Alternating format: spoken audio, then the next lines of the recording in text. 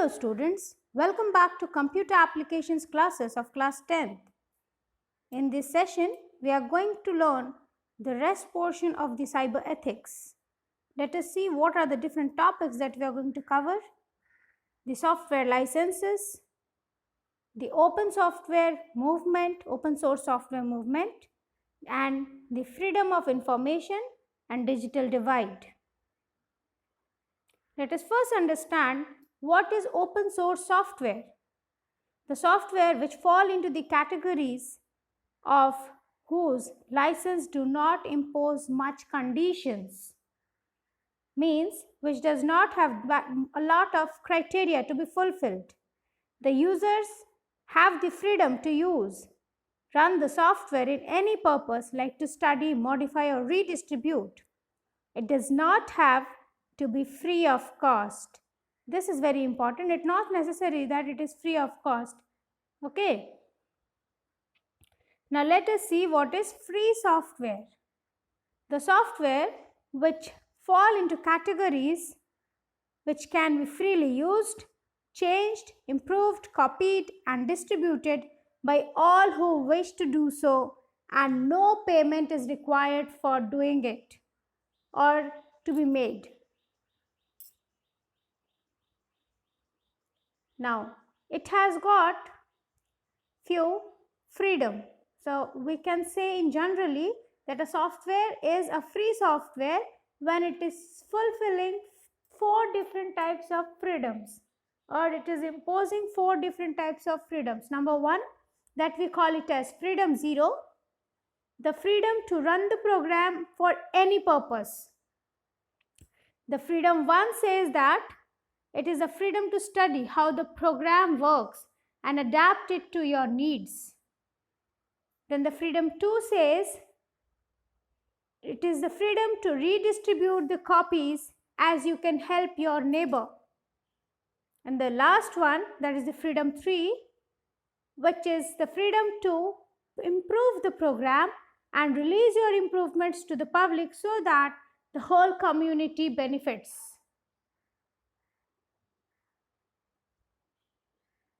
Now let us learn and understand some definitions related to it. Number 1 is OSS, that is open source software. The source code is available to customers of the software and it can be modified and redistributed without any modifications, may come free of cost or with a very nominal charge. The next term is FLOSS. This is the acronym for Free Libre or Libre and Open Source Software.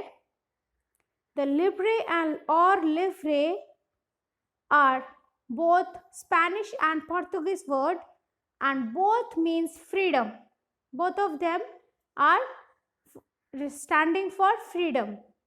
They are free as well as open source. The software which are free as well as open source falls into the category of FLOSS, FLOSS. Moving to the next term, that is GNU. Now, this GNU is a reverse acronym whose full form is actually the stand. Okay, now let us see what is the full form. GNUs, not Unix.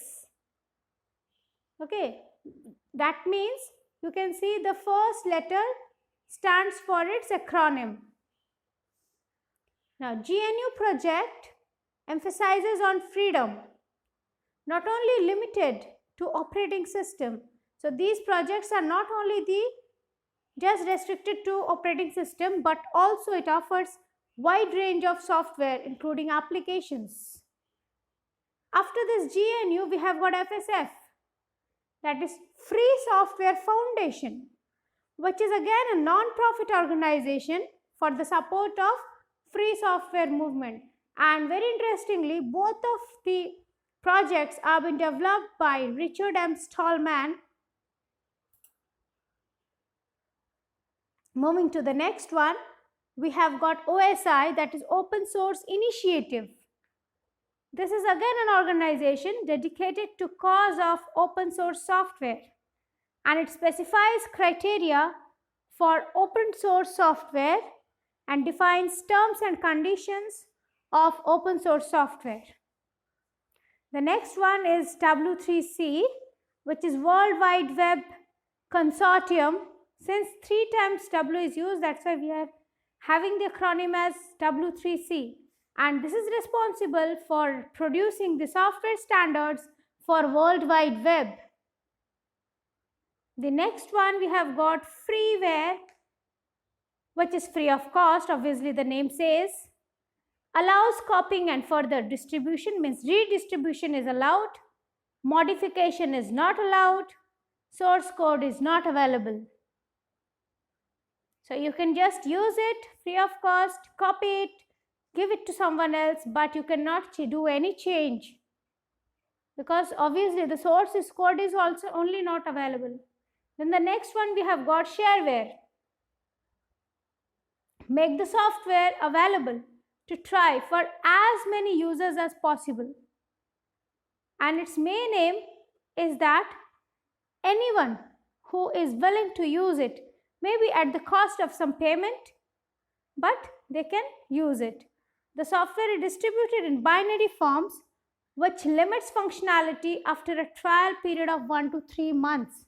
So the best example for shareware is some antivirus which you get for a trial version, like your Avast.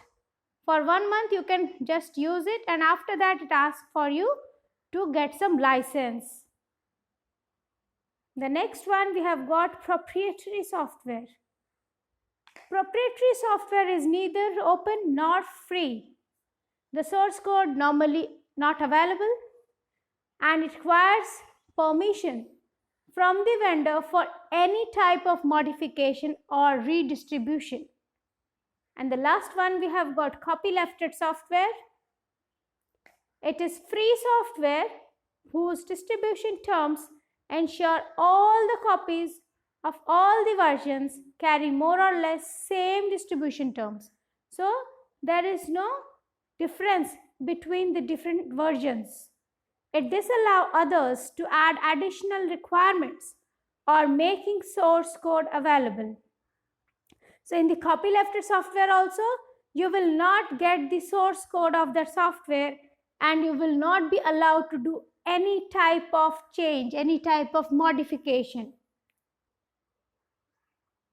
Now coming to licenses and domains of open source technology. Let us first understand what is this open source technology, which allows, or what is the basic use of these licenses. It allows the software to be freely used, modified and shared. It makes it easy for others to contribute to the project without seeking any permission. Getting it? So we don't have to take any permission from anyone to do any modification or do any change in it. We can do it on our own very easily. And very important, it protects one's original work. Means suppose you have created a poem, that poem may be modified by someone else afterwards, but the initial creator, as the original creator, will always be you only. So one more point, that it helps and prevents for the next persons that they cannot claim it, that this is my work. They have to give that credit to the original creator. What are the different types of open source licenses we have got? First we have got GNU, that is General Public License, GPL. Then we have got GNU Lesser General Public License. Then we have got BSD license, then MIT license, and the last one is Apache license. One by one we will be going through. The first one is GNU General Public License. The most commonly used license for open source projects is GNU General Public License, and it gives you a few features. So with GPL, a user can copy the software, distribute the software, charge a fee to distribute, make whatever modifications to the software you want. So, for distribution, the main creator, the vendor, may charge a fee, but you can do any type of modifications to the software. Now, the next one, we have got GNU, lesser general public license. When we are saying it is lesser, so obviously it may have some restrictions. Offers less rights. Yes, it will not give you that much rights that the first one, GNU, general public license, was giving. So offers less rights to work than the standard GPL work license. Used to license free software so that it can be incorporated in both free software and proprietary software. What is the basic difference between these two, the first one and the second one? With LGPL, the requirement that you have to release software extensions in OpenGPL has been removed. So the restrictions or that is there in LGPL, which is not there in GPL. Now the next we have got BSD license. BSD license has got very fewer restrictions on redistribution as compared to GNU. It has got two different types of versions. Number one, it is new BSD license or modified license, and number two, it is simplified BSD license or free license. The next we have got MIT license, least restrictive open source license. So this MIT license is least restrictive open source license, and it has got some provisions for the users. First, your user can use, copy and modify the software, give the software away for free or sell it depending upon the vendor. Only restriction that be accompanied by the license. The restriction one is you have to give the software along with a license. Without that you cannot give. The last one we have got Apache license, which offers following rights. Number one, the rights are perpetual. The rights are worldwide. The rights are granted for no fee or royalty. The rights are non-exclusive. And the last one, the rights are irrevocable. So, it can be applied to both copyrights and patents. So, Apache license is very important. It can be applied to both copyrights and patents. With this, we are covering all the types of license for open source software. Now, let us see what is the difference between public domain software and proprietary software.